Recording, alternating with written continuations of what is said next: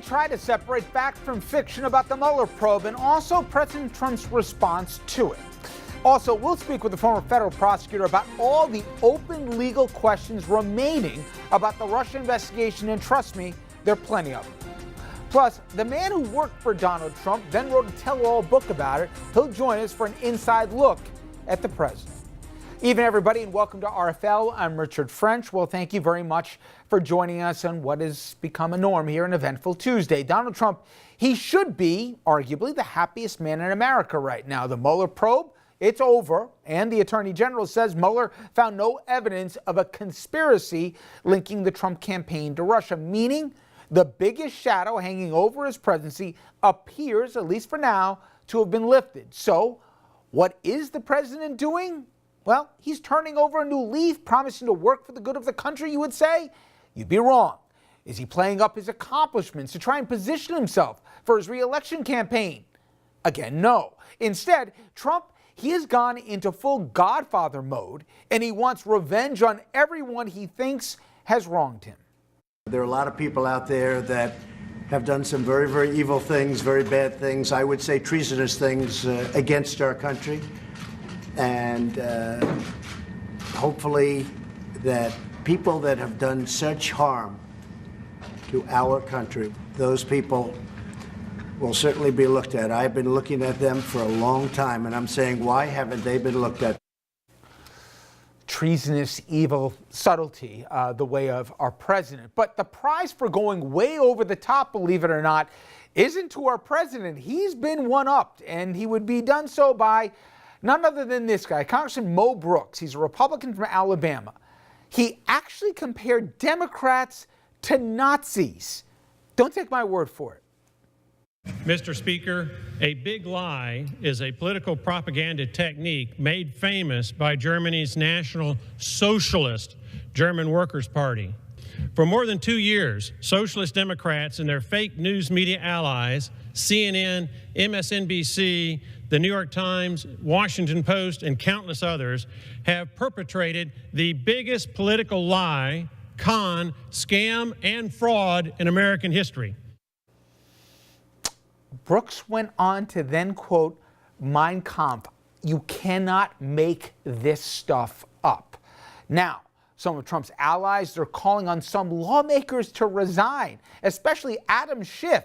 He's chair of the House Intelligence Committee. Others, they're demanding cable networks ban contributors who made claims that were not proven true, or it's not proven, I should say, in the Mueller report.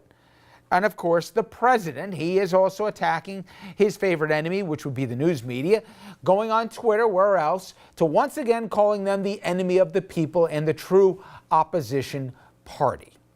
Okay, it's not just the president, for that matter, or his allies, where else but Fox News doing a victory lap. Russian state media, the Russians, are celebrating the Mueller report, and of course, they are in the process bashing Democrats who dared to question not only our president, but also Putin. Trump's entire response is as uncalled for as it is unpresidential, and would be even if we overlooked one major point. The Mueller report, or what we know of it from Attorney General Mr. Barr, did not clear the president in the way that he now is stating. Yes, there was no provable finding of conspiracy with Russia, but, and it's a big one, Mueller himself noted in the brief synopsis that we've seen to this point that the president was not clean when it came to obstructing justice. Now, this all brings us back to the president's quest for vengeance against anyone he thinks wronged him when it comes to Russia. And again, that's not where I think he might go. He said that's where he's going. He's got an enemies list. That, according to our president. And to believe Trump's claims, there was no basis for the investigation and everyone on his enemies list was just out to get him. That, my friends, is to ignore how we got here and the president's own actions that all but screamed for an investigation. So what we wanted to do, and I asked Andrew, our senior political correspondent, to do, is to do just that. Let's try and inject some facthood into this and say how I believe, okay, and maybe I've never been the biggest Trump supporter, but how there always was a crying basic necessity to find out what an enemy of the American public who perpetrated a crime against America, that there was no cooperation with them and this president or his handlers. I mean, at the most simple, Rich, there were questions that needed to be answered, and we'll hopefully make that clear here. But it's important to remember just how pro-Russia candidate Trump was in 2015 and 2016. He was the only figure in American politics calling for improved relations with Russia and willing to overlook Russia's incursions in Ukraine, Crimea, and Georgia. But then when you combine that with Trump's response to Russian interference in our elections, well, that's the environment in which the Russia investigation began. And we knew in 2016 that Russia was interfering in our election and doing it to benefit Trump. The official report from the National Intelligence Council said as much in January of 2017, a conclusion they came to with, quote, high confidence. But that assessment was known during the campaign as well. Intel officials spoke openly of it. Media reports said it during the campaign. Even Hillary Clinton referenced it during 2 of the debates with Donald Trump. This has come from the highest levels of the Russian government, clearly from Putin himself, in an effort, as 17 of our intelligence agencies have confirmed, to influence our election. And what was Donald Trump saying about Russia during the campaign? Basically, it wasn't Russia doing it, and even if it was, I have nothing to do with Russia. What do I have to get involved with Putin for? I have nothing to do with Putin. I've never spoken to him. I don't know anything about him other than he will respect me. If it is Russia, which is probably not, nobody knows who it is. I don't think anybody knows it was Russia that broke into the DNC. She's saying Russia, Russia, Russia, but maybe it was. I mean, it could be Russia, but it could also be China. It could also be lots of other people. It also could be somebody sitting on their bed that weighs 400 pounds, okay? But it was Russia. And that was Trump's response even after he became president. And yet, as questions continued, even after 12 Russians were indicted for meddling in our election, even after our intel community specifically said both Russia and Putin were involved, came Helsinki. We all remember what Trump said in Helsinki, but you might have forgotten how the president glowed over an offer to have the same people who attacked our election help investigate those attacks on our election. President Putin was extremely strong and powerful in his denial today. And what he did is an incredible offer. He offered to have the people working on the case come and work with their investigators with respect to the 12 people. I think that's an incredible offer. Incredible, but probably not the way that the president meant to use that word. But if that does not, to your mind, justify the investigation our president is now attacking and demanding vengeance after, the facts uncovered since then would certainly seem to. There were more than 100 contacts between the Trump campaign and the Russians during the campaign, most of which were denied when anyone asked. There was the meeting at Trump Tower where emails showed Donald Trump Jr. was at least receptive to Russian dirt on Clinton. Plus the false statement about that meeting, reportedly written by the president himself, at best aimed to deceive the American people. We later learned that the Trump organization sought a deal to build a Trump Tower in Moscow, despite the president's denials, and that effort continued throughout the campaign, again, even as the president denied it. Also, while not connected to Russia, we also know the president paid off 2 women who claimed to have affairs with him, done after Access Hollywood and in the days before the election, to keep that information away from voters as well. And then there were the actions that Trump took as president that seemed to many to be attempts to hinder the investigations into the president's actions. His bizarre and unprecedented demands for loyalty from his staff and appointees. Then when he did not get the loyalty he sought from the man leading the investigation into his actions, Trump fired FBI Director James Comey, and he told the nation he did so because of Russia. When the investigation did not go away, Trump then harassed and later fired Jeff Sessions, the man running the Justice Department, replacing Sessions with 2 men who have both publicly cast their doubts about the investigation itself. He even took revenge on one of his critics, yanking the security clearance of former CIA Director John Brennan. So lots of unanswered questions about the actions of an enemy nation that attacked our election and seemed to get favorable treatment from the president. Plus specific actions aimed at harming or hampering the investigation itself and the people running it, and even those who used it to criticize him for it. The president's response?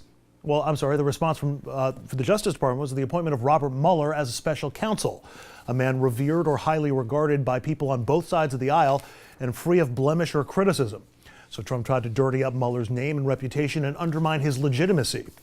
Compare that, if you will, to another man who was in a position similar to Mueller, Ken Starr, the special prosecutor in the Clinton Whitewater investigation. Starr was known to be a partisan. He was the Solicitor General under the first President Bush and had considered a run for the U.S. Senate as a Republican. And it was under Ken Starr that an investigation into a land deal in Arkansas led to the relationship between President Clinton and a White House intern named Monica Lewinsky. Nothing to do with Whitewater, but Starr made that the major finding of his investigation and served it to Republicans in Congress who impeached Clinton for it. Rich? You know, we're not in the first inning. We're much farther along in this game, but we're not in the ninth inning here, okay? You're not hearing, Sandman playing as the closers coming out to this. With the little that we know, forget what the president said. I think a lot of media is running with the fact that he's cleared completely. There was no wrongdoing, no collusion, no conspiracy. No. What happened was they found that none of the illicit campaign contacts rose to the threshold of a prosecutable offense. That does not mean that there was no collusion by definition. Now, that said, I defy and I will be irate if anyone, for the reasons that Andrew just laid out in the media, apologizes for actually wondering if we had a compromised president. I'm not sitting here saying I don't believe Mueller. Mueller spent 2 years. He had the best prosecuting team, 19 of the best, most considered, and especially in their detailed fields, prosecutors that you're going to find. They didn't come up with the goods that reached a prosecutable offense. I would love to see the underlying evidence. I sure as hell hope we do. I think as the American public we have a right to, and I certainly think Congress does as well. I have legitimate questions that I'll get into with my next guest as to the role of the Attorney General right now and how he's presuming certain duties that I do not think he was empowered with. Nonetheless, I get it. But if we in the fourth estate don't ask these questions, and if we don't pursue through the other arms of government, co-equal branches I may add, to try to get to the bottom after you said with screaming alarm bells, the majority of the public believed, and I think still do, that the president was in some way, shape, or form in cahoots with Russia, then where are we as a country? Does that make you enemies of the people, or evil, or whatever the other words were, treasonous, for crying out loud? It's dangerous, and I don't know no one takes them seriously. But it is dangerous if you take the literal words of the president and apply it to anyone with the temerity to ask what's going on here. You know, I find it remarkable that this quest for vengeance from the president that's come after a positive outcome from the Mueller report, from what we know of it thus far, seems to be so in line with his approach throughout this entire process, which is to be defensive, accusatory, and basically act like somebody who's got something to hide. And I think that was underlying all of this. If there was a legitimate concern about Russia's involvement in the 2016 election, and we know that they got involved, the question then becomes why. And when you start asking questions of Donald Trump, every answer he gave, every action he displayed at that point struck me and a lot of other people as that more of somebody who's got something to hide and somebody who's guilty of something than of somebody who's absolutely innocent and is like, go ahead and investigate. I got nothing to hide from this whole thing. I'm going to be talking later on this hour with a person who served in an executive capacity for Trump before he was Trump the candidate and now the president. And I am going to ask him if he can name one instance where in his entire adult life, President Trump, or then private citizen Trump, ever did anything for not personal, economic, or now political benefit. There's never sacrificing for country or thinking about the nation before oneself, please.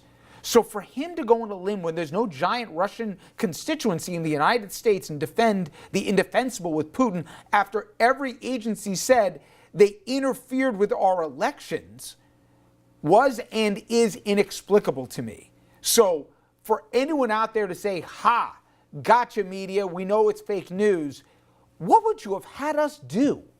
Really? And I sense there is some backpedaling by some, and I beg of those people, you need to stand straight and you have nothing to apologize for. And I think as a mature nation, we should respect what Mueller came back with here and at least believe in the rule of law. But I think you laid out exactly how we got here. And trust me, I think there's more to come. Okay, so there's some premature football spiking going on, but just remember the date. All right, when we come back, a former federal prosecutor will join us on set to take a look at all of the unanswered questions about the Mueller probe and also where we go from here.